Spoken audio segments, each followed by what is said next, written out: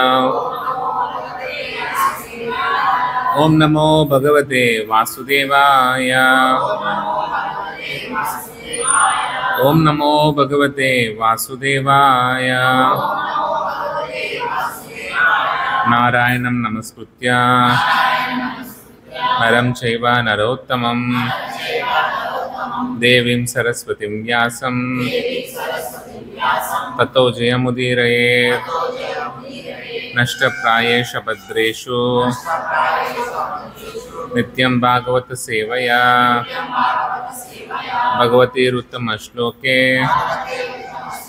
भक्तिर्भवति नैष्टिकी। Srimad Bhagavatam canto number 1 chapter number 9 text number 5। तत्र ब्रह्मर्षया सर्वे देवर्षयश्च सत्तमा राजर्षयश्च तत्रासन् द्रष्टुं भरतपुङ्गवम्। तत्र ब्रह्मर्षया सर्वे देवर्षयश्च सत्तमा राजर्षयश्च तत्रासन्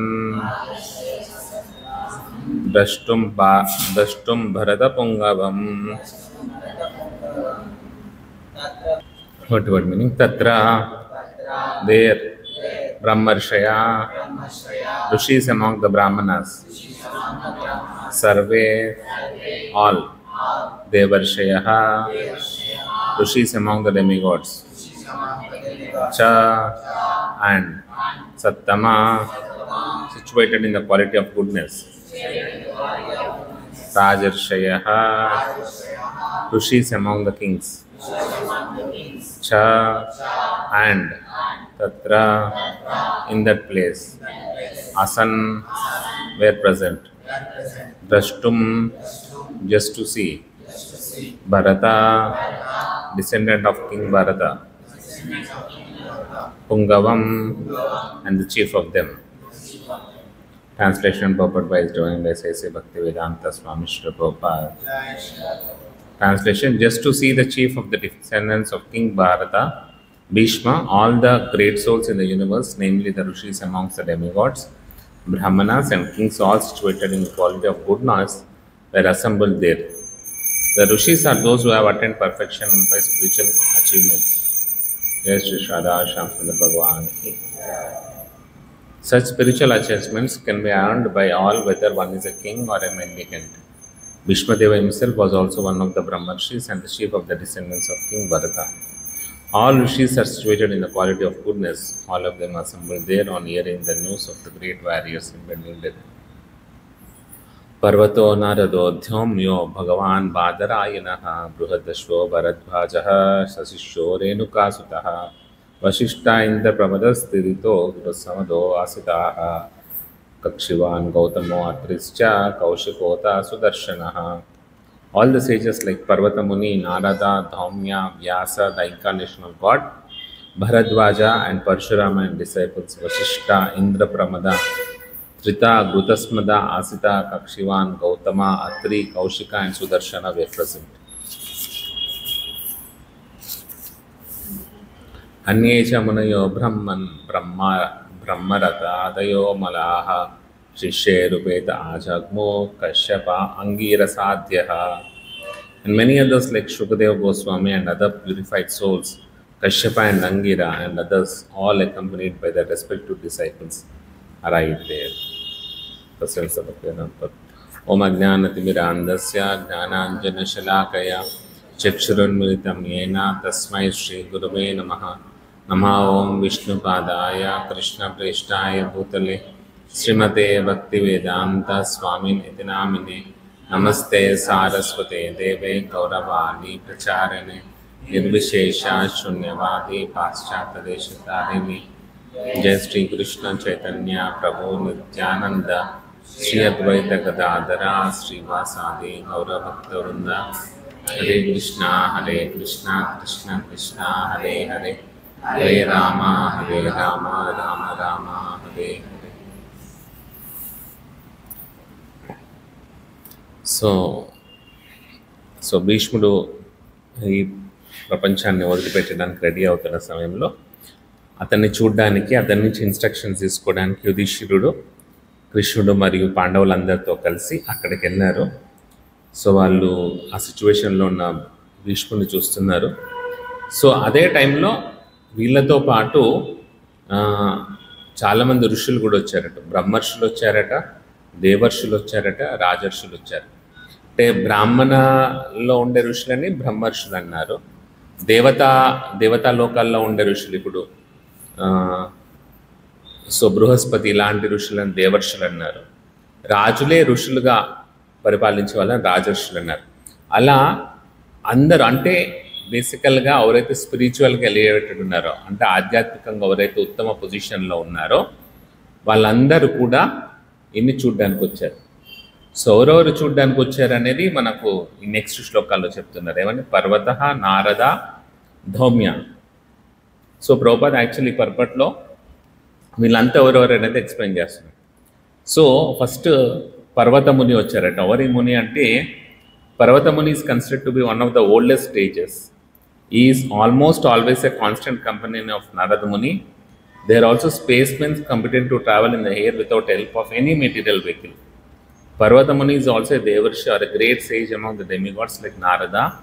He was present along with Narada at the sacrificial ceremony of Maharaj Janmejaya, son of Raj Parikshit.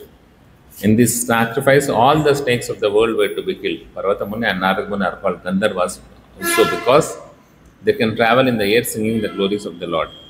As they can travel in the air, they observe the Swayamvara of Draupadi from the air. Like Narada Muni, Parvata Muni also used to visit the royal assembly in the heaven of King Indra. As a Gandharva, sometimes he visited the royal assembly of Kuvera, one of the important demigods.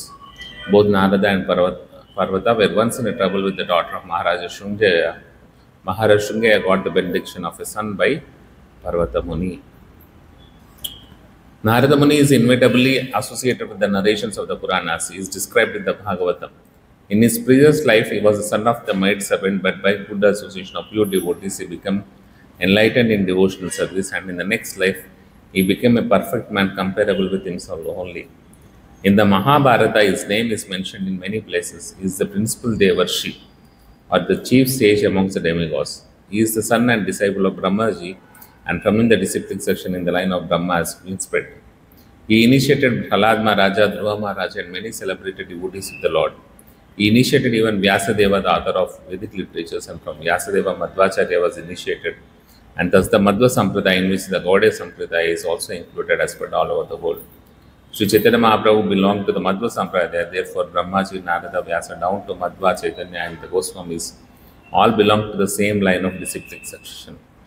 Naradaji has instructed many kings from time immemorial. In the Bhagavatam, we can see that he instructed Prahlad Maharaj while he was in the womb of his mother, and he instructed Vasudeva, father of Krishna, as well as Maharaj Yudhishthira. So first, ఎవరు వచ్చారు? దేవర్షుల గురించి వచ్చారు. ఎవరెవరు దేవర్షులు అంటే పర్వతముని, నారదముని అని ఇద్దరు ఉన్నారట.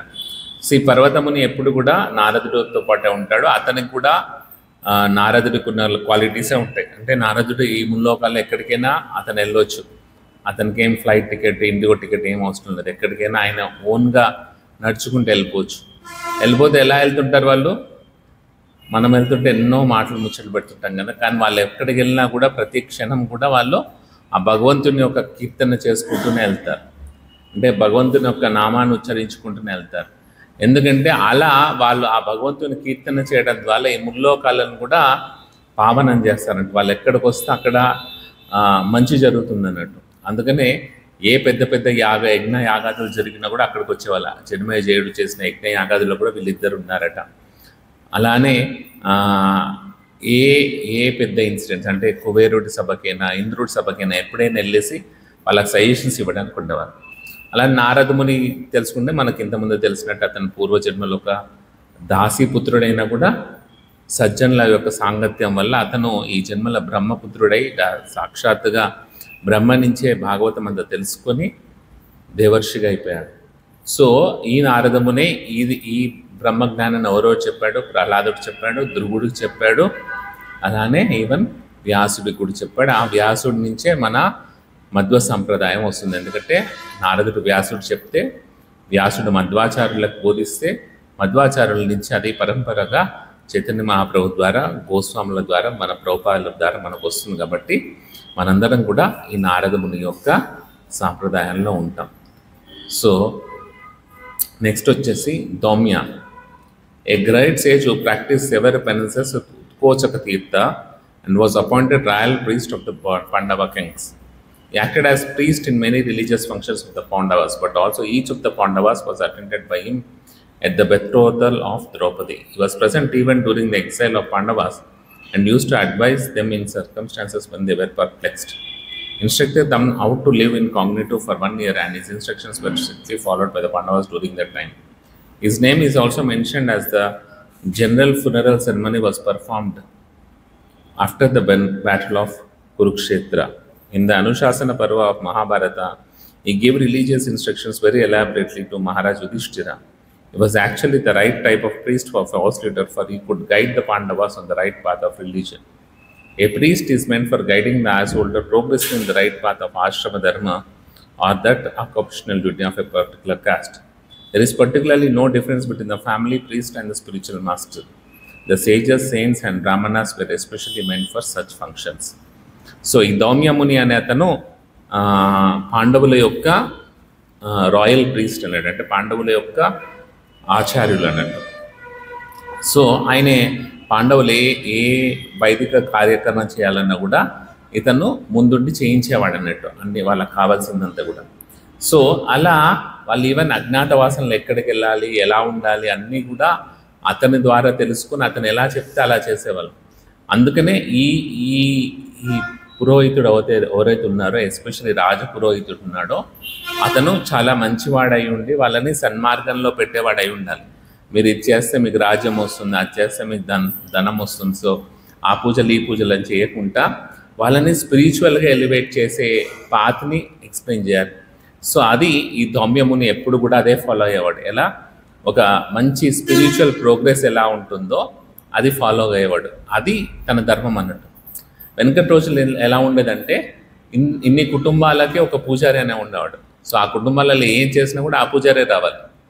వాళ్ళు పుట్టినప్పటి నుంచి వచ్చేవారికి వాడి కార్యక్రమాలన్నీ కూడా ఆ పూజారే చేస్తాడు. సో అలా ఒక్కొక్క కొన్ని కుటుంబాలకి కొన్ని కులాలకి ఒక పురోహితుడు అనే ఉండేవాడు, రాజు పురోహితుడు అనేసి, ఇంకేదైనా పురోహితుడు అని. సో వాళ్ళు జనరల్గా ఏం చేస్తారంటే ఏమైనా కొత్త పూజలు చెప్పించాను అనుకో, మీరు ప్రతి నెల సత్యనారాయణ చేసుకోండి, లేకపోతే ఇంకోటి చేసుకోండి అని చెప్పేవాళ్ళు. ఎందుకంటే సత్యనారాయణ చేసుకుంటే వాళ్ళు పిలుస్తారు, ఇంత బియ్యం పెడతారు, కూరగాయలు పెడతారు, ఇంకేదైనా పెడతారు, వాళ్ళు హ్యాపీగా పోయి తింటాడు. అదే మీరు వెళ్ళి జపం చేసుకుంటే చాలు, ఇవన్నీ చెప్పినాం అనుకో, వాడు చెప్పాడు. ఎందుకంటే ఏం ఆదాయం లేదు కదా జపం చేయమంటే. వాడు జపం చేసుకొని వాడు ఆగి పైకుంటాం పోతాడు, నేను ఎక్కడ పోవాలి, నాకు ఇక్కడ తిండి రావాలి. సో అలా ఆలోచించేవాడు. కానీ ఈ దౌమ్యుడు అనేవాడు అలా ఆలోచించేవాడు కాదు. వాళ్ళ యొక్క స్పిరిచువల్ ప్రోగ్రెస్కి ఏదైతే కావాలో, ఏమైతే వ్రతాలు చేయాలో, ఏమైతే పూజలు చేయాలో, ఏమైతే యజ్ఞాలు చేయాలో, దానివల్ల ఏం చేయాలి, వాటంతా ఫలం ఏముండాలి, మనల్ని స్పిరిచువల్గా ఎలివేట్ చేయాలి, మన ఆత్మని ఇంకొక లెవెల్కి తీసుకెళ్ళే మాత్రమే అతను చేపిస్తుండేవాడు అన్నట్టు. సో నెక్స్ట్ ఇంకెవరు వచ్చారు, Vyasa. So is known as Krishna Dwaipayana Satyavati సుత Parasharatmaja Badarayana Vedavyasa etcetera. He was the son of Mahamuni Parashara in the womb of Satyavati prior to her betrothal with Maharaj Shantanu, the father of the great general grandfather Bhishma Deva. He is a powerful incarnation of Narayana and he broadcasts the Vedic wisdom to the world. As such, Vyasadeva is offered respects before chanting the Vedic literature, especially the Puranas. Shukadeva Goswami was his son and rishis like Vyashampayana etc. were his disciples for different branches of the Vedas. He is the author of great epic Mahabharata and the great transcendental literature Bhagavata. The Brahma Sutras or the Vedanta Sutras or the Badarayana Sutras are compiled by him. Among sages, he is the most respected author by dint of several penances. When he wanted to record the great epic Mahabharata for the welfare of all people in the age of Kali, he was feeling the necessity of a powerful writer who took up his dictation. By the order of Brahmaji, Sri Ganesha ji took up the charge of noting down the dictation on the condition that Vyasadeva would not stop dictation for a moment. The Mahabharata was thus compiled by the joint endeavor of Vyasa and Ganesha. By the orders of his mother Satyavati, who was later married to Maharaj Shantanu, and by the request of Bhishma Deva, the eldest son of Maharaja Shantanu by his first wife, the Ganges. He got three brilliant sons, whose names are Dhritarashtra, Pandu, and Vidura. The Mahabharata was compiled by Vyasadeva after the battle of Kurukshetra and after the death of all the heroes of Mahabharata. It was first spoken in the royal assembly of Maharaj Janmejaya, the son of Maharaj Parikshit. So వ్యాసుల వారు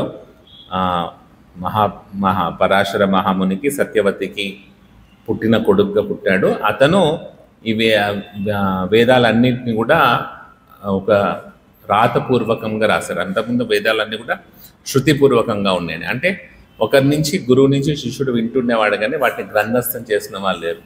so అలా తను గ్రంథస్థం చేసి తన యొక్క పిల్లల ద్వారా, తన యొక్క శిష్యుల ద్వారా, వైశంపాయనుడు ఇట్లాంటి శిష్యుల ద్వారా తను అందరికి కూడా ఈ బ్రహ్మసూత్రాలని, వేదాంత సూత్రాలని, ఉపనిషత్ సారాలని అన్నీ కూడా ప్రచారం చేశాడు.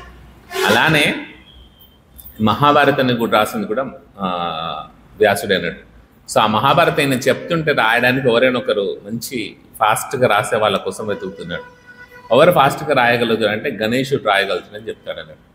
సో అప్పుడు ఆ గణేశుడి దగ్గరికి వెళ్ళి అడుగుతానండి, గణేష నువ్వు రాసి పెడతావా, నేను మహాభారతం చెప్తుంటాను అంటే, రాసి పెడతాను కానీ నేను రాసే గంట మాకూడదు, అంటే నేను రాస్తూ ఉంటాను కదా, నేను ఎంత స్పీడ్గా రాస్తుంటాను, నువ్వు అంత స్పీడ్గా నువ్వు చెప్పాలంటాడు.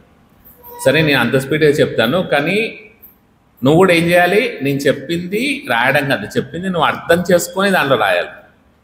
సో అట్లా ఇద్దరు ఒకరికొకరు ఛాలెంజ్ చేసుకొని ఆ మహాభారతాన్ని వాళ్ళు ఆయన చెప్తుంటే గణేశుడు రాశాడు అన్నట్టు. అలా వ్యాసుడును గణేశుడు కలిసి ఆ మహాభారతాన్ని ఫినిష్ చేశాడు. అతని ద్వారానే ధృతరాష్ట్ర, పాండవుల, విదురులు కూడా జన్మిస్తారన్నట్టు. సో ఇంకెవరు వచ్చారంటే బృహద్దశ్వ, an ancient sage who used to meet Maharaj Yudhishthira. First of all, he met Maharaj Yudhishthira at Kamyavana. This sage narrated the history of Maharaja Nala. There is another Bruhadvasha who was son of the Ishvaku dynasty. Bharadwaja is one of the great rishis who was present at the time of the ceremony of Arjuna. The powerful rishi sometimes undertook severe penance on the shore of the Ganges, and his ashrama is still celebrated at Prayagadhama.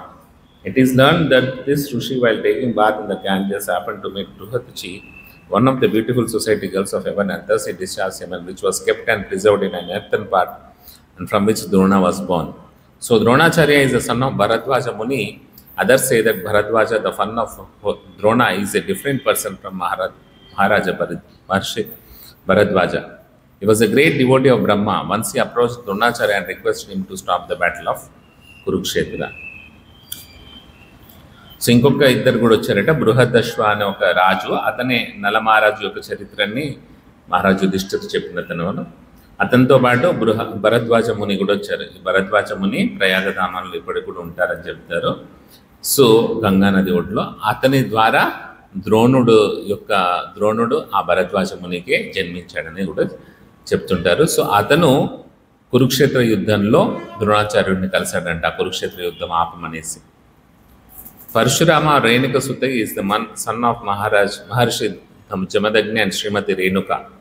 Thus he is also known as Renuka Sutta. He is one of the powerful incarnations of God, and he killed the Kshatriya community as a whole 21 times. With the blood of the Kshatriyas, he pleased the souls of his forefathers. Later on, he underwent severe penances at the Mahendra Parvata. After taking the whole earth from the Kshatriyas, he gave it in charity to Kashyapa Muni. Parshurama instructed the Dhanurveda, or the science of fighting, to Dronacharya, because he happened to be a Brahmana. He was present during the coronation of Maharaj Yudhishthira, and he celebrated the function along with the other great rishis. Parshurama is so old that he met both Rama and Krishna at different times. He fought with Rama, but he accepted Krishna as the supreme person of Godhead. He also praised Arjuna when he saw him with Krishna. When Bhishma refused to marry Amba, who wanted him to become her husband, Amba met Parshurama and by a request only asked Bhishma Deva to accept her as wife. Bhishma refused to obey his order, although he was one of the spiritual masters of Bhishma Deva. He fought with Bhishma Deva when he neglected his warning. Both of them fought very severely, and at last Parshurama was pleased with Bhishma and gave him the benediction of becoming the greatest fighter in the world. So, ఈ పరశురామ ముని కూడా వచ్చారు. రేణుకా సుత, తను రేణుకా ఉన్న జమదగ్ని అని ఇద్దరికి పుడతారన్నట్టు. So అతను 21 సార్లు క్షత్రియుల మీద దండయాత్ర చేసి వాళ్ళని చంపేసి ఈ విశ్వాన్నంతా కూడా కశ్యప మునికి దానం చేసేసాడు అన్నట్టు. సో అలా మళ్ళీ ఆ కశ్యప ముని ద్వారా సజ్జనులైన రాజులని ఈ పరిపాలనకి ఉపయోగించడం జరిగింది. సో ఇతను ఎంత గొప్పడంటే రామావతారంలో ఉన్నాడు, కృష్ణావతారంలో కూడా అన్ని వేల సంవత్సరాలు అతను ఉన్నాడు. కానీ రాముడితోటి యుద్ధం చేశాడు, కానీ కృష్ణుడిని మాత్రం భగవంతుడిగా యాక్సెప్ట్ చేసేసాడు. సో అలా భగవంతుడిగా భావించి చూశాడు. అలానే భీష్ముడు ఎప్పుడైతే అంబని పెళ్లి చేసుకుని ఉంటాడో, అంబ పరశురాముడి దగ్గరికి వెళ్తే పరశురాముడు అంబని పెళ్లి చేసుకోమని చెప్పేసి యుద్ధానికి వచ్చేసి భీష్ముడితోటి భీకర యుద్ధం చేస్తాడు. కొన్ని రోజుల తర్వాత ఆ భీష్ముడి యొక్క పరాక్రమం నచ్చి పరశురాముడే దీవించేసి వెళ్ళిపోతాడు అన్నట్టు. సో అలాంటి ఆ పరశురామ ముని కూడా తన శిష్యుడైన భీష్ముడు ఎలా ఈ పృథ్వీని వదిలిపోతాడు అన్నది కూడా చూడడానికి వచ్చాడు. Vashishtha, the great celebrated sage among the Brahmanas, well known as Brahmarshi Vashishtha Deva, is a prominent figure both in the Ramayana and Mahabharata periods. He celebrated the coronation ceremony of the person of God Sri Rama. He was present also in the battle of Kurukshetra. He could approach all the higher and lower planets, and his name is also connected with the history of Hiranyakashipu. There was a great tension between him and Vishwamitra, who wanted his Kamadhenu. Vashishta Muni refused to spare his Kamadhenu, and for this Vishwamitra killed his 100 sons. As a perfect Brahmana, he tolerated all the taunts of Vishwamitra. Once he tried to commit suicide on account of Vishwamitra's torture, but all his attempts were unsuccessful. He jumped from a hill, but the stones on which he fell became a stack of cotton, and thus he was saved. He jumped into the ocean, but the waves washed him ashore. He jumped in the river, but the river also washed him ashore. Thus all his suicide attempts were unsuccessful. He is also one of the 7 Rishis and the husband of Arundhati, the famous star. So, Vashishtha ముని కూడా వచ్చారు అక్కడికి. వశిష్ఠ మునికి విశ్వామిత్రుడికి జరిగిన గొడవ గురించి ప్రభుపాద ఇక్కడ ఎక్కువ mention చేస్తున్నారు. సో ఒకసారి కామధేను వశిష్ఠ ముని దగ్గర ఉంటే విశ్వామిత్రుడు కూడా ఆ కామధేనుని పొందాలనుకుంటాడు. కానీ ఆ కామధేనుని విశ్వామిత్రుడు ఇవ్వనంటాడు. ఇవ్వనన్నప్పుడు తన యొక్క 100 మంది పిల్లల్ని చంపేస్తాడన్నట్టు. అయినా కూడా వశిష్ఠుడు టాలరేట్ చేస్తాడు. అది డివోటీ యొక్క లక్షణం అన్నట్టు. ఎలాంటి కష్టాలైనా తనకు వచ్చినా కూడా టాలరేట్ చేస్తాడు. కానీ విశ్వామిత్రుడు యొక్క టార్చర్ ఎంతగా అయిపోయిందంటే అతను సూసైడ్ చేసుకోవాలని కూడా తలుచుకున్నాడట. కానీ ఆయన ఏ సూసైడ్ చేసుకోవాలనుకున్నా కూడా ఆయన పెద్ద కొండ మీద నుంచి పడుతుంటే ఆ కింద కొండరాళ్ళన్నీ కూడా ఒక కాటన్ బెడ్ మాదిరిగా మారిపోయినాయట. అలానే సముద్రంలో దొరికితే సముద్రం అతన్ని ఒడ్డుకే చేస్తుంది, నదిలో దొరికితే నది అతన్ని ఒడ్డుకే చేస్తుంది. సో అలా ఎన్ని ప్రయత్నాలు చేసినా కూడా అతను కాలేదు. అతను అరుంధతి యొక్క హస్బెండ్ అన్నట్టు. ఆ వశిష్ఠ ముని కూడా ఇక్కడికి వచ్చారు. Trita, one of the 3 sons of Prajapati Gautama, he was the 3rd son, and his elder brothers were Ekat and Dvita. All the brothers were great sages and strict followers of the principles of religion. By dint of several penances, they were promoted to Brahmaloka. Once Trita Muni fell in a well, was an organizing worker of many sacrifices, and as one of the great sages, he also came to show respect to Bhishmaji at his death. But he was one of the 7 sages in the Varuna Loka. He hailed from the western countries of the world, as such most probably belonged to the European countries. At that time, the whole world was another one Vedic culture. Dhrutasmada, one of the sages of the heavenly kingdom, he was a close friend of Indra, the king of heaven, and was as great as Brihaspati. He used to visit the royal assembly of Maharaj Yudhishthira, and he also visited the place where Bhishma Deva breath is lost. Sometimes he explained the glories of Lord Shiva before Maharaj Yudhishthira. He was the son of Vitahavaya, and he resembled in features the body of Indra. Sometimes the enemies of Indra mistook him to Indra and arrested him. He was a great scholar of the Rigveda, and thus he was highly celebrated by the Brahmana community. He lived a life of celibacy and was powerful in every respect. So Trita అనే అతను ఘృతస్మద అనే 2 ఋషులు కూడా వచ్చారు. ఈ త్రిత అనే అతడు సాక్షాత్ గౌతమ ముని యొక్క పుత్రుడు. అతను యొక్క యజ్ఞ యాగాదులతోటి ఎంత ఎలివేట్ అయ్యాడంటే బ్రహ్మలోక వాసాన్ని పొందాడు అన్నట్టు. అంటే బ్రహ్మతో పాటు అతను జీవించేవాడు. సో అంటే అన్ని లోకాల నుంచి కూడా ఈ భీష్ముని చూడడానికి వస్తారు. స్వర్గం నుంచి నారదుడు, దేవత పర్వతముని ఇలాంటి వాళ్ళు వచ్చారు. భూలోకం నుంచి పరశురాముడు, వశిష్ఠుడు ఇట్లాంటి వాళ్ళు వచ్చారు. అదే బ్రహ్మలోకం నుంచి కూడా, అంటే అన్ని లోకాల నుంచి అన్నిటికంటే పెద్ద లోకం ఈ 14 లోకాల బ్రహ్మలోకం. అలాంటి బ్రహ్మలోకం నుంచి కూడా త్రిత అనేవాళ్ళు వచ్చారు, ఘృతస్మద అనేవాళ్ళు వచ్చారు. అంటే అతను ఆల్మోస్ట్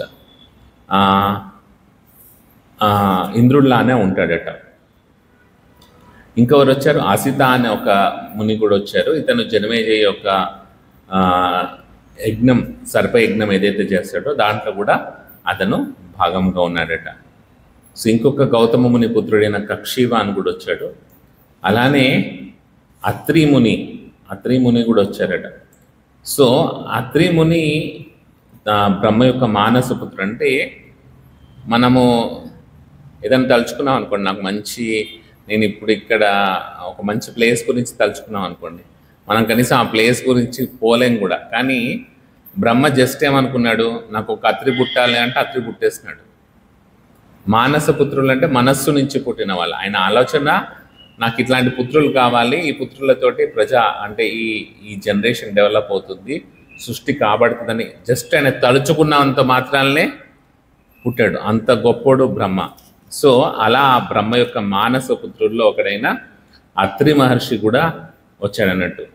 సో అత్రి కూడా ప్రజాపతి, 21 ప్రజాపతిలో ఒకరు. సో ఇతని భార్యనే అనసూయ. ఇంకొకరు వచ్చారు, కౌశిక ముని కూడా వచ్చారట. ఈ కౌశిక ముని యుధిష్ఠిరి రాజాశ్రమంలో ఉన్న ఒక ఋషుల్లో ఒకరు. దీంతోపాటు సాక్షాత్తు భగవంతుడి యొక్క ఆయుధమైన సుదర్శన చక్రం కూడా వచ్చారు. సో ఈ సుదర్శన చక్రాన్ని చాలామంది ఏమంటారంటే అగ్నిదేవుడు ఇచ్చాడని చెప్తారు. ఎవరికి ఇచ్చారు? అగ్నిదేవుడు భగవంతుడికి ఆ సుదర్శన చక్రాన్ని ఇచ్చాడు. కానీ ప్రభుపాద ఏమని చెప్తారు, మన ఆచార్యులు అని చెప్తారంటే, ఎలా అయితే తన యొక్క తండ్రి రుక్మ ఎలా అయితే ఇచ్చాడు అంటే, రుక్మ తీసుకొచ్చి రుక్మిణిని పెళ్లి చేశాడు కదా. కానీ రుక్మిణి ఎప్పుడు కూడా భగవంతుడి యొక్క పత్నినే. ఎప్పుడు కూడా ఆమె భగవంతుడి యొక్క ఈ అవతారంలో, కృష్ణ అవతారంలో ఈ రుక్మ అనే రాజు పుడితే రుక్మ అనే రాజు తీసుకెళ్ళి కళ్యాణం చేశాడు. అలానే అగ్ని కృష్ణ అవతారంలో అగ్నికి ఆ పొజిషన్ వచ్చింది. అంటే అదే సుదర్శన చక్రాన్ని మళ్ళీ భగవంతుడికి ఇచ్చడానికి. కానీ ఆ సుదర్శన్ ఎప్పుడు కూడా భగవంతుడితో పాటే ఉంటారు. అన్యేచ మునః బ్రహ్మన్ బ్రహ్మారథయోమల శిష్యేర్చేయోపచకము కశ్యప అంగీరసాధ్య. ఇంకెవరెవరు వచ్చారు? శుకదేవ గోస్వామి కూడా వచ్చారు అన్నట్టు. శుకదేవ గోస్వామి వచ్చారు, కశ్యప ముని వచ్చారు, అంగీరస ముని వచ్చారు. ఈ శుకదేవ గోస్వామి వల్లనే మనము ఈ భాగవతం అంతా తెలుసుకుంటున్నాం. ఎందుకంటే ఇతను మొత్తం భాగవతం అంతా చెప్పాడు. అలానే దేవత గంధర్వ సభలలో కూడా అతను మహాభారతాన్ని కూడా చెప్పాడట. సో ఇతని ద్వారా మహారాజ్ పరీక్షిత్ ఈ భాగవతం అంతా వింటున్నాడు. సో అలా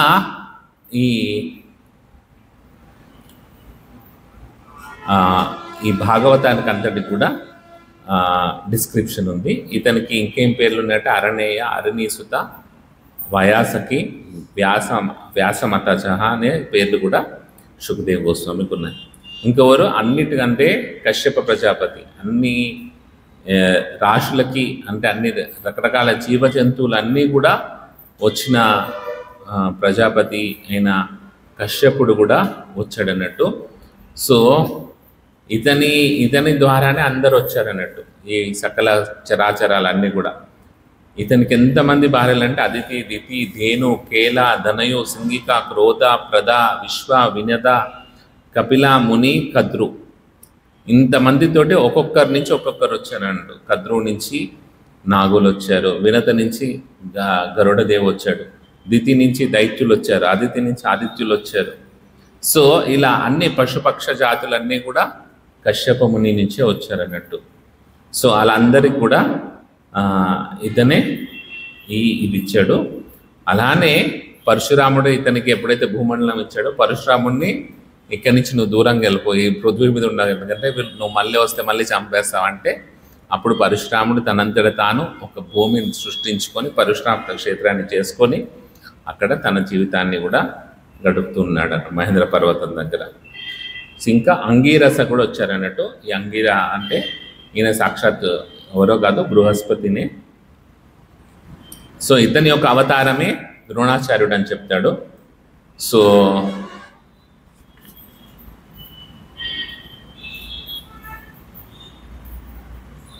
అతనికి 6 పుత్రులట, చంద్రమాసి అనే ఒక తన వైఫ్ ద్వారా.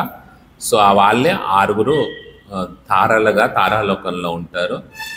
సో ఇతను ఎప్పుడు కూడా దేవతలైన ఇంద్రుడికి కావలసిన ఇన్స్ట్రక్షన్స్ అన్నీ వస్తాయి. సో ఇలా ఈ రకరకాల మునులందరూ కూడా ఎందుకు వచ్చారు? మనం ఏదైనా మీటింగ్ ఉంటే మనం అందరం వెళ్తాం కదా, ఏదైనా పెద్ద సమావేశం ఉంటే పెద్ద పెద్ద వాళ్ళందరూ వచ్చి డిస్కస్ చేస్తారు పెద్ద ప్రాబ్లం. ఇప్పుడు కోవిడ్ వచ్చింది అనుకోండి, ఈ కోవిడ్ని ఎట్లా సాల్వ్ చేయాలని అంత పెద్ద పెద్ద వాళ్ళు అక్కడ కూర్చొని డిస్కషన్ చేసుకుంటారు. సో లేకపోతే అలా పెద్ద పెద్ద ఇష్యూ వస్తే వస్తారు, లేకపోతే పెద్ద సెలబ్రేషన్ అయింది అనుకోండి, ఒక పెద్ద ఫంక్షన్ అయింది అనుకోండి, అందరు ఎక్కడెక్కడ ఉన్న వాళ్ళంతా కూడా వస్తారు. ఇప్పుడు మన చీఫ్ మినిస్టర్ ప్రమాణ స్వీకారం ఉందనుకోండి, అన్ని స్టేట్స్ నుంచి చీఫ్ మినిస్టర్స్ వచ్చారు, సెంట్రల్ నుంచి మోడీ వచ్చాడు, మినిస్టర్స్ వచ్చారు, డిఫరెంట్ స్టేట్స్లో ఉన్న యోగి వచ్చాడు, యూపీ నుంచి అలా డిఫరెంట్ మహారాష్ట్ర చీఫ్ మినిస్టర్ వచ్చాడు. వీళ్ళందరూ వస్తారు ఎందుకంటే ఆ సెలబ్రేషన్ని చూడడానికి, ఎందుకంటే ఇంత బాగా చంద్రబాబు నాయుడు గెలిచాడని ఆ సెలబ్రేషన్ని చూడడానికి. సో మరి ఇప్పుడు వీళ్ళు చూడడానికి ఎందుకు వస్తున్నారు? ఆయన ఎవరో చనిపోతాడంటే చూడడానికి వస్తున్నారు. ఆయన చనిపోవడం అంటే అదేం పెద్ద ఈవెంట్ కాదు, పెద్ద సెలబ్రేషన్ ఈవెంట్ కాదు. కానీ అతను చనిపోవడం అనేది ఒక విశేషం. ఎందుకు ఆయన చనిపోవడం విశేషం? ఆయనే భీష్మదేవుడు కాబట్టి. సో ఎందుకంటే మామూలుగా అందరు చనిపోయేది ఏంటి? వాళ్ళ కర్మానుసారం ఇంకో జన్మ ఎత్తడానికి ఈ జనన చక్రంలో మనం ఒక స్టేజ్ మారడానికి మారుతుంటాం. కానీ ఇతని యొక్క స్టేజ్ ఏంటంటే ఈ భౌతిక ప్రపంచం నుంచి లిబరేట్ అయ్యే స్టేజ్. ఈ భౌతిక బంధనాల నుంచి లిబరేట్ అయ్యే సిచ్యువేషన్లో ఎలాంటి ఆనందాన్ని పొందుతారో, ఎలా సంతోషాన్ని పొందుతారో చూడడానికి వీళ్ళు వస్తున్నారు. సో ఈ వచ్చిన వాళ్ళందరూ కూడా ఎలాంటి వాళ్ళు? మహాత్ములు. మహాత్ములకు మాత్రమే భీష్ముడి యొక్క పోవడం చూడాలని ఉంటుంది. ఎందుకంటే అది వాళ్ళు కూడా భీష్ముడిలాగా ఈ దేహాన్ని వదిలిపెట్టి ఆ భగవద్ధామాన్ని చేరుకోవాలని కోరుకుంటారు. కాబట్టి వాళ్ళందరూ కూడా ఈ భీష్ముడు ఎలా చనిపోతారా అని చూడడానికి వచ్చారన్నట్టు. మనం కూడా అలాంటి చావు మనకు రావాలని కోరుకోవడానికి. సో మరి మహాత్ముల యొక్క లక్షణం ఏంటి? మహాత్మా అని ఎప్పుడు అంటాం? సో చాలామంది మనం ప్రతి ఒక్కరిని మహాత్మా మహాత్మా మహాత్మా అనేది జనరల్గా వాడేస్తారు. కానీ ఆ మహాత్ముని యొక్క లక్షణం ఏంటనేది మనకు భగవద్గీత చెప్తుంది. ఏమని చెప్తుంది? మహాత్మానస్తు మాం పాత దైవీం ప్రకృతిమాశ్రితః భజంతి అనన్న మనసో జ్ఞాత్వా భూతాదిమవ్యయం. మహాత్మానస్తు మాం పాత. సో ఎవరైతే మహాత్ములు ఉంటారో వాళ్ళు నా శరణు చొచ్చుతారు. ఎలా శరణు చొచ్చుతారో? దైవీం ప్రకృతిం ఆశ్రితః. వాళ్ళు ఎవరి యొక్క ఆశ్రయంలో ఉంటారు? దైవీ ప్రకృతి యొక్క ఆశ్రయంలో ఉంటారు. సో మరి దైవీ ప్రకృతి అంటే ఏంటి? మనందరం కూడా ప్రకృతి యొక్క ఆశ్రయంలో ఉన్నాం. ప్రకృతి యొక్క ఆశ్రయంలో ఏం ప్రకృతి ఉన్నాం మనం? మాయా ప్రకృతి ఉన్నాం, దైవీ ప్రకృతిలో లేవు. ఈ మాయా ప్రకృతి మన ఏం చేస్తుంది? డెల్యూషన్లోకి పంపిస్తుంది అన్నట్టు. అంటే ఒక రకమైన మాయలోకి పంపిస్తుంది. ఎందుకంటే ఆ మాయే కదా మనల్ని ఫుల్గా కంట్రోల్ చేస్తుంది. యాక్చువల్లీ మనం కంట్రోల్ చేసుకుంటున్నాం మనం అనుకుంటున్నాం, కానీ మాయ మనల్ని కంట్రోల్ చేస్తుంది. మన యాక్టివిటీస్ అన్నిటికీ కూడా కారణము ఆ త్రిగుణాలతోటి మాయ మనతోటి తన ఇష్టం వచ్చినట్టు ఆడుకుంటుంది. ఎంత డెల్యూషన్ క్రియేట్ చేస్తా అంటే, ఎంత మోహం క్రియేట్ చేస్తా అంటే ఎవ్వడు కూడా అది నమ్మడన్నట్టు. మనకు ఏదైనా ఒక మంచి బొమ్మను తయారు చేశారనుకోండి, మనిషి లాంటి, బా ఇప్పుడు చాలామంది ప్రభుపాదని చూడంగానే దగ్గరకు వచ్చి చూస్తుంటారు, ప్రభుపాద్ మనిషా లేకపోతే విగ్రహం అని. సో ఆ డివోటీస్ అంత మంచిగా డిజైన్ చేస్తారు. సో అలా మాయా కూడా మన ఏం చేస్తుందంటే అంత మంచి క్రియేట్ చేస్తానట్టు ఈ వరల్డ్ని. ఏమంటే ఇదంతా రియల్ అని ఫీల్ అయ్యేలాగా. సో ఫిలింలో మనకు గ్రాఫిక్స్ అవన్నీ చూపిస్తారు, ఎట్లా అది ఒరిజినల్ ఉన్నట్టే మనకు ఫీలింగ్ రావాలని. చిన్నపిల్లలు ఏమనుకుంటారు? ఆ కార్టూన్లో వాడి క్యారెక్టర్స్ నిజం అనుకుంటారు. అలాంటి మనుషులు ఉంటారేమో అనుకుంటారు, అలాంటి స్పైడర్ మ్యాన్ ఉంటారేమో అనుకుంటారు. వెనకటి రోజులు ఆ సూపర్ మ్యాన్ లాగా పిల్లలు పైనుంచి దునికేవాళ్ళు, నేను కూడా సూపర్ మ్యాన్ అయిపోతాను, లేకపోతే స్పైడర్ మ్యాన్ వచ్చి నన్ను కాపాడుతాడు అనేసి. ఇప్పుడు పిల్లలు కొంచెం ఇంటెలిజెంట్లే మాకంటే కానీ. సో అలా రియలిస్టిక్గా క్రియేట్ చేస్తారు. ఎలా మనమైతే బయట ఎలా ఉంటుందో అలాంటిది వాళ్ళు క్రియేట్ చేస్తారు. మాయా కూడా అలానే రియలిస్టిక్గా క్రియేట్ చేస్తున్నట్టు. సో రియలిస్టిక్గా క్రియేట్ చేసి మనం ఏమనుకుంటాం, దాంట్లో కంప్లీట్ హ్యాపీనెస్ ఉంది అని ఒక ఫీలింగ్ని మనకు తీసుకొస్తుంది. కానీ నిజంగా కంప్లీట్ హ్యాపీనెస్ మనకు ఎప్పుడు కూడా ఈ భౌతిక ప్రపంచంలో మనకు దొరకదు. ఎందుకంటే ఇది కేవలం మిర్రర్ ఇమేజ్ మాత్రమే. ఒక మంచి ఐస్ క్రీమ్ని ముందు పెట్టుకొని ఒక అద్దంలో ఐస్ క్రీమ్ని తినాలని ఎంత ట్రై చేసినా కూడా, అద్దాన్ని ఎంత నాకినా కూడా మనకు సాటిస్ఫాక్షన్ రాదు. ఎట్లా వస్తుంది? మనం అద్దాన్ని నాకుతున్నాం. నీకు నిజం సాటిస్ఫాక్షన్ రావాలంటే ఐస్ క్రీమ్లో ఒక్క స్పూన్ అన్న నీకు ఇచ్చినా కూడా దాని యొక్క ప్లెజర్ నీకు తెలుస్తుంది. కానీ ఏం చేస్తాం, ఈ అద్దం మనకు అది రీచబుల్గా కాదు, అది ఎక్కడి నుంచో ఉంది, కానీ రిఫ్లెక్షన్ ఈ అద్దంలో కనబడుతుంది. సో అద్దంలో రకరకాల కండిషన్లో దాన్ని నాకాలని ట్రై చేస్తాం మనం, రకరకాల వేలుగా. సో జనాలు కూడా చూడండి, ఇప్పుడు వాళ్ళకి తెలుసు ఒకటే రకమైన ఎంజాయ్మెంట్ ఉంటుంది ఈ ప్రపంచంలో. ప్రతి ఒక్క జీవి కూడా ఆహార నిద్ర భయమవుతున్నది అనేది చేస్తుంటుంది, ఇంకేం చూడదు. సో ఏమనుకుంటుంది అంటే ఈ ఆహార నిద్ర భయమవుతున్ననే సుఖం ఉంది అనుకుంటుంది ప్రతి ఒక్క జీవి. సో మామూలుగా చేస్తే దానికి ఆనందం రాదన్నట్టు. సో దాన్ని ఒక వెరైటీగా చేయాలి. సో ఆహారం ఉంది, మనం ఎక్కడైనా ఆహారం తింటే అది ఎంత హ్యాపీనెస్ ఇస్తుందో అంతే హ్యాపీనెస్ ఇస్తుంది. కానీ వాళ్ళు ఏమనుకుంటారు, దీనికంటే మంచి హ్యాపీనెస్ అంటే ఒక పోల్ ఉండాలట, ఆ పోల్ ఒక 12 అంతస్తులు ఉండాలట, దాని మీద ఒక చిన్నది ఉంటుంది, కింద నుంచి అది పైకి వెళ్ళిపోతుంది, ఆ పైన కూర్చుంటే నక్షత్రాలన్నీ ఊర్లన్నీ కనబడుతుంటాయి, అక్కడ కూర్చొని తినాలట. సో అక్కడ తింటే మనకు ఆనందం వస్తుందేమోనని భావన కలుగుతుంది, కానీ అదేం ఆనందం ఇవ్వదు. సో అలా రకరకాల ఎక్స్ప్లోర్ చేయాలని చెప్తుంటుంది ఎప్పుడు కూడా మాయా. ఎందుకంటే నువ్వు దీంట్లో ఫెయిల్యూర్ అయ్యావు కదా, ఇంకొక ట్రై చేయి, అప్పుడు నీకు మంచి ఆనందం వస్తుంది. నీకు ఇక్కడ ఐస్ క్రీము ఇటు సైడ్ నాకితే కనపట్లేదు, యాక్చువల్ అటు సైడ్ ఎవరు నాకేసాడు, ఇంకో సైడ్ నాకు, అక్కడ నీకు ఐస్ క్రీమ్ దొరుకుతుందని చూపిస్తుంది. కానీ ఎప్పుడు కూడా మనకేం చూపించదు, ఇది ఒక మిర్రర్ ఇమేజ్, యాక్చువల్ హ్యాపీనెస్ మనకు లేదు అని చూపించదు. సో ఆ యాక్చువల్ హ్యాపీనెస్ లేనప్పుడు మనం ఎన్ని రకాలుగా వీటిని ఎక్స్ప్లోర్ చేసినా కూడా పశుభి సమానము. అంటే ఈ ఆహార నిద్ర భయం అవుతుందనలో ఎంత ఎలివేటెడ్గా పోయినా కూడా, వాటి ఎంజాయ్మెంట్లో ఎన్ని రకరకాలు చూసినా కూడా అది ఎవరితోటి సమానం? పశువులతోటి సమానం. ఎందుకంటే పశువులు కూడా అవే పని చేస్తాయి కదా. పశువులు కూడా ఏం చేస్తాయి? ఆహార నిద్ర భయం అవుతున్నంచ ఈ 4 ఉంటాయి. ఇది ప్రతి ఒక్క జీవిలో ఉంటాయి.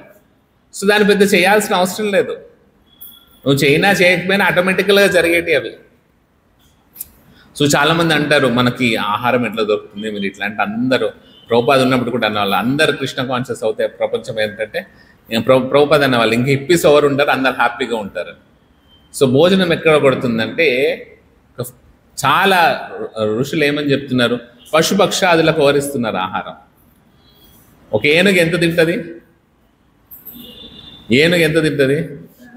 ఒక చిన్న ప్లేట్లో పెట్టుకోపోతే సరిపోతుంది ఏనుగుకి, ఒక మూల సరిపోతుంది.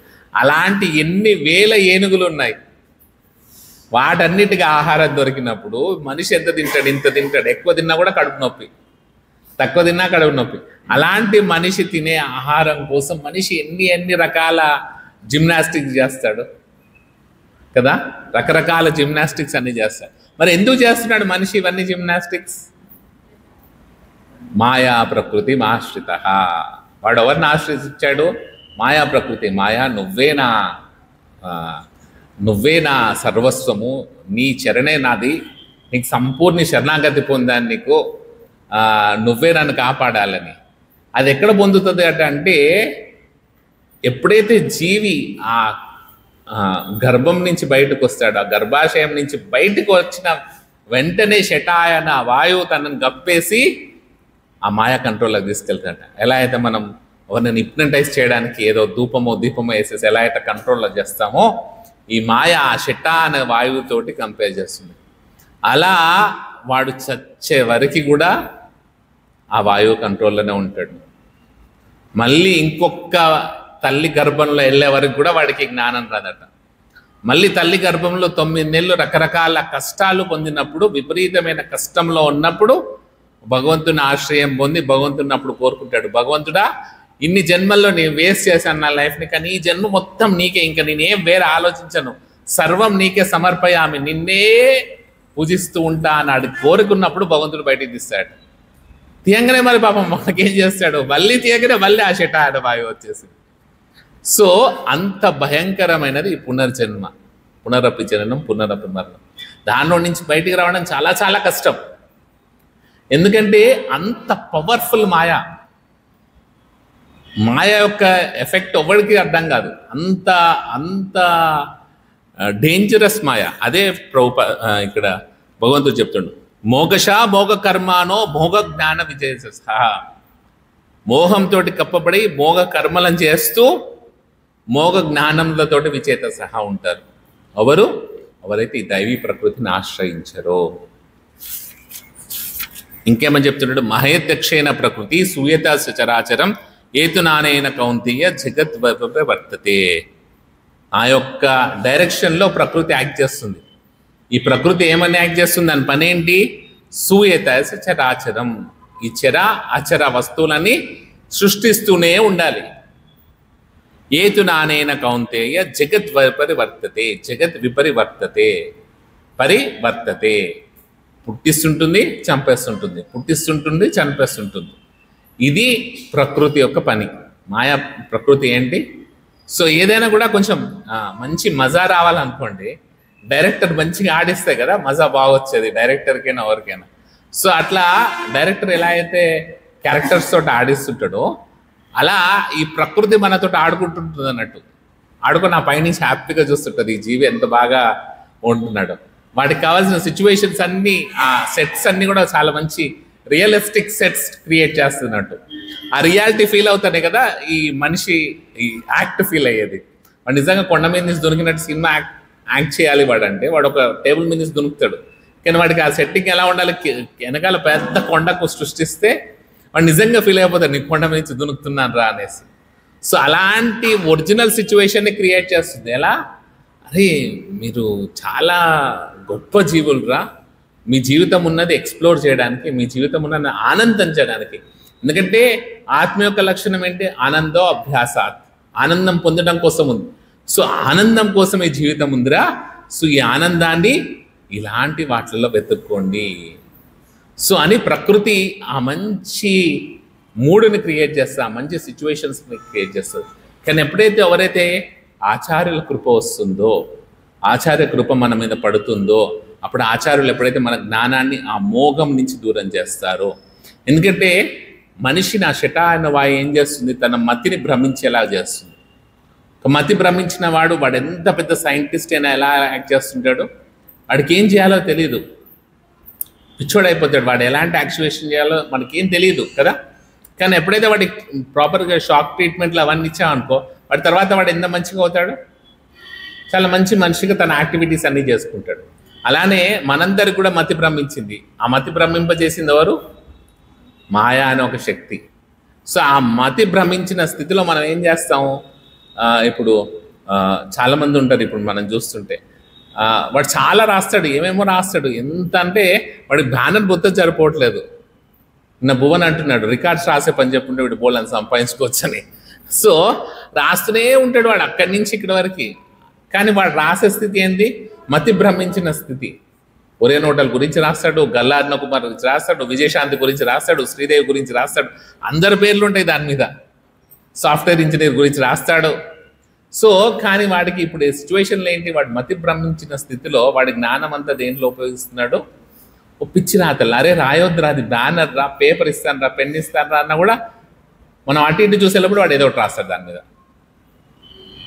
సో ఎందుకంటే వాడు మతి భ్రమించిన స్థితిలో ఏం చేయాలో తెలియలేక వాడు అలా చేస్తున్నాడు. కానీ వాడు మంచి ట్రీట్మెంట్ ఇచ్చి మంచిగా రికవరబుల్ పొజిషన్లో ఉంటే, కొంతమంది రికవర్ కాలేరట, వాళ్ళని బద్ధ జీవులు అన్నారంట. వాళ్ళు ఎప్పుడు కూడా ఈ భౌతిక ప్రపంచంలో ఉంటారు, వాళ్ళకి ఎంత చెప్పినా కూడా అర్థం కాదు. ఎందుకంటే వాళ్ళని బద్ధ జీవులు అన్నారు. అలా కొంతమందికి మనం ఎంత మెంటల్ ప్రిపేర్ చేయాలన్నా కూడా వాళ్ళు అదే పిచ్చి కండిషన్లో ఉంటారు, మెంటల్ కండిషన్లో ఉంటారు. కానీ ఎవరైనా క్యూరబుల్ సిచ్యువేషన్లో ఉన్నారనుకో, ఒక మెడిసిన్ తోటో లేకపోతే ఇంకేదైనా షాక్ ట్రీట్మెంట్ తోటో, అలా క్యూరబుల్ సిచ్యువేషన్లో ఉన్నప్పుడు వాడే పెద్ద సాఫ్ట్వేర్ ఇంజనీర్, పెద్ద సాఫ్ట్వేర్ క్రియేట్ చేస్తారు. ఎందుకంటే వాళ్ళు ఆల్రెడీ ఆ జ్ఞానం అనేది ఉంది, కానీ ఆ జ్ఞానాన్ని మోహం కప్పబడి ఉంది కాబట్టి వాడికి ఆ జ్ఞానం కనబడలేదు. అలానే మనందరం కూడా మన యొక్క స్వరూపం ఏంటి, జీవేర స్వరూప నిత్య కృష్ణదాస్. మనందరిలో కూడా కృష్ణ చైతన్యం అనేది ఉంది. కానీ మోహం ఏం చేస్తుంది, మన ఆ కృష్ణ చైతన్యాన్ని కప్పిపడేస్తుంది. కాబట్టి మనం కూడా ఆ మతి భ్రమించిన స్థితిలో ఇలా రకరకాలుగా యాక్ట్ చేస్తున్నాం. కానీ ఎప్పుడైతే ఆచార్యుల కృప మనకు దొరుకుతుందో, గురువుల కృప మనకు దొరుకుతుందో, అప్పుడు ఆ మోహం యొక్క లేయర్ ఎప్పుడైతే దూరం పోతుందో అప్పుడు భగవద్ జ్ఞానం మనలో ప్రకాశిస్తుందట. ఆ భగవద్ జ్ఞానం ఎప్పుడైతే ప్రకాశిస్తుందో అప్పుడు మనం ఈ ప్రపంచాన్ని యాజ్ ఇట్ ఈస్గా చూడగలుగుతాం. చీకట్లో మనం తాడుని చూసి ఏమనుకుంటాం, పాము అనుకుంటాం. పాముని చేసేమనుకుంటే తాడు అనుకుని వాడు మెడలో వేసుకుంటాడు. సో అలా ఈ మోహం అనే చీకట్లో మనకి ఏ వస్తువు ఏంటి అనేది కనబడట్లేదు. కానీ ఎప్పుడైతే ఆ జ్ఞాన చక్షువులు ఎప్పుడైతే ఓపెన్ అవుతాయో, ఆ జ్ఞానం ఎప్పుడైతే మనకు తెలుస్తుందో, ఈ భగవద్గీత భాగవతం ఇవన్నీ ఎప్పుడు జ్ఞానం మనం ప్రకాశింపజేస్తుందో అప్పుడు ఈ ప్రకృతిని అంతా కూడా ఈ భగవంతుని యొక్క అంశలాగా, భగవంతుని యొక్క సృష్టిలాగా, భగవంతుని ప్రతి చోట కూడా చూడగలుగుతారు. ప్రహ్లాదుడు ఎక్కడైనా కూడా భగవంతుడినే చూడగలుగుతుంది. వానికి స్తంభం కనబడలేదు, ఇంకేం కనబడలేదు, ఓన్లీ కేవలం భగవంతుడు మాత్రమే కనబడుతున్నాడు. అలా సర్వవ్యాపకమైనడు. అలా ఎప్పుడొస్తుంది, దైవీం ప్రకృతి ఆశ్రిత. మరి దైవీ ప్రకృతి ఆశ్రయం చేసిన వాళ్ళ యొక్క క్యారెక్టరిస్టిక్స్ ఎలా ఉంటాయి, వాళ్ళు ఎలా పనిచేస్తారు, వాళ్ళ యాక్టివిటీస్ ఎలా ఉంటాయి? భజంత అనన్య మనసో జ్ఞాత్వా భూతాదిమవ్యయం. వాళ్ళు ఏం చేస్తారు, ఎప్పుడు కూడా ఆ భగవంతుణ్ణి మాం భజంత అనన్య మనసహ, వాళ్ళ మనసు వేరే ఎక్కడికి వెళ్ళకుండా కేవలం భగవంతుని మీద ధ్యానించడం, భగవంతుని భజించడం మీద ఉంటుంది. ఎలా? జ్ఞాత్వా భూతాదిమవ్యయం. ఏమని వాళ్ళు ఏమని తెలుసుకున్నారు? భూత ఆది, నేనే అందరికీ కూడా ఆది. అలానే నేను అవ్యయము, అంటే ఎటువంటి సిచ్యువేషన్స్లో కూడా వినాశనం కాని వస్తువుని అన్నీ కూడా నాలో నుంచే వస్తున్నాయని ఎప్పుడైతే తెలుసుకుంటారో అలాంటి వాళ్ళు ఏం చేస్తారు, భగవంతుని భజిస్తారు. మనం ఇప్పుడు ఏం భజిస్తాం, మనని భజించుకుంటాం. నేను చాలా గొప్పవాడిని, నేను బాగా చదువుకున్నాను, నేను అది చేసినాను, ఇది చేసినాను, నేను చాలా స్మార్ట్, నాకంటే చిరంజీవి కూడా తక్కువే అనుకుంటాం. సో అలా మనని మనం గ్లోరిఫై చేసుకుంటాం. కానీ ఎవరైతే దైవీ ప్రకృతి ఆశ్రయితాలో వస్తారో, ఎవరైతే భగవంతుడి యొక్క ప్రకృతి యొక్క ఆశ్రయంలో వస్తారో వాళ్ళు ఎప్పుడు కూడా భగవంతుని కీర్తిస్తారు. ఎలా? సతతం కీర్తయంతో మాం యతంతశ్చ దృఢవ్రతః నమశ్చంతంశ్చ మాం భక్త్యా నిత్యయుక్త ఉపాసతే. భక్తులు అనే వాళ్ళు ఎలా చేస్తారు? నిత్యయుక్త ఉపాసతే, ఎప్పుడు కూడా భగవంతుని ఉపాసిస్తూనే ఉంటారు. ఎలా? సతతం కీర్తయంతో మాం, ప్రతి క్షణం భగవంతుని కీర్తిస్తూ. ఎలా? దృఢవ్రతః. ఇది చాలా ఇంపార్టెంట్. డివోటీస్ ఎలా ఉండాలి? దృఢవ్రతలా ఉండాలి. అంటే ఖచ్చితమైన వ్రతం చేసుకోవాలి. ఏదో ఇవాళ ఒక మాల చేద్దాంలే, రేపు 2 మాలలు చేద్దాంలే, పోయిందిలే, ఏదో కొంచెం ఇవాళ బాగుంది కదా, పర్లేదులే, రేపు చేద్దాంలే, రేపు బాగాలేకపోతే అప్పుడు చేసుకుందాంలే, జ్వరం వచ్చినప్పుడు ఒక మాల చేద్దాంలే, లేకపోతే ఇంట్లో కష్టాలు వచ్చినప్పుడు ఇంకో మాల చేద్దాంలే, భార్య నా మాట విన్నప్పుడు ఇంకో 2 మాలలు చేద్దాంలే, భర్త మా ఇంటికి రాకపోతే 3 మాలలు చేద్దాంలే. ఇది కాదు యాక్చువల్లీ. సో నమశ్చందంశ్చ మాం భక్తి, ఎప్పుడూ భగవంతుని నమస్కరిస్తూ భగవంతుని ఎప్పుడు ఎల్లప్పుడూ కీర్తించాలట. ప్రతి క్షణం భగవంతుని కీర్తించాలట. అది దృఢవ్రత అన్నవాడు. వాడు ఎప్పుడైతే దృఢంగా ఈ సంకల్పం తీసుకుంటారు, ఏమని సంకల్పం? నేను ప్రపంచంలో అందరికంటే కోటీశ్వరుని కావాలని. ఏమని సంకల్పం తీసుకోవాలి? నాకు ఈ లైఫే లాస్ట్, ఇంకో జన్మ అంటూ ఉండకూడదు, ఇంకో జన్మ నేను ఆ భగవద్ధామానికే వెళ్ళాలి, ఆ భగవంతునితోటే, శ్రీకృష్ణుడితోటే నెక్స్ట్ లైఫ్లో ఉండాలని ఎవడైతే దృఢ సంకల్పం తీసుకుంటాడో, ఆ దృఢ వ్రతం అనేది ఒకటి తీసుకుంటాడో, ఆ వ్రతం తీసుకున్నవాడు ఏం చేస్తాడు? ప్రతి నిమిషం కూడా పక్కన వాళ్ళ విషయాలు మాట్లాడుతుంటాడు కదా. వాడు ఎప్పుడు ఏం మాట్లాడుతుంటాడో ప్రతి నిమిషం వాడి నోట్లో నుంచి ఇంకేం రాదు. హరే కృష్ణ కృష్ణ కృష్ణ హరే హరే, హరే రామ రామ రామ హరే హరే.